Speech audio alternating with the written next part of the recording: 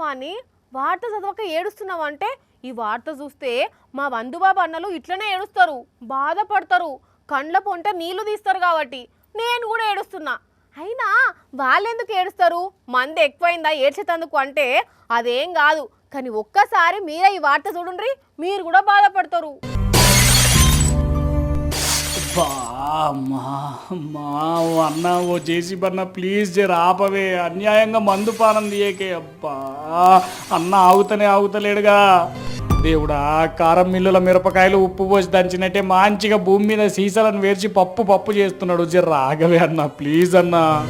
Beer కీసలు, quarter కీసలు, light బీర్లు, strong బీర్లు, టిన్నులు, అబ్బర విడ్డో చూస్తేనే నోరు ఊరుతున్నది. ఇంత మంచి వాటిని ఇట్లెందుకు చేస్తున్నారు? అసలు అన్యాయంగా గొంతు వీసుకు ఎందుకు చంపినరు? పైసలు లేని తాగుబోతులకు వంచినా తలుసుకుంటారు. అరే పోలీసులు ఉన్నా కూడా ఎవరు సపోర్ట్ చేస్తలేరు, పోలీసులను ఆపమని చెప్పొచ్చు కదా. అంటే ఇది చేయించేదే పోలీసులు, వాళ్ళెందుకు ఆపమంటారు?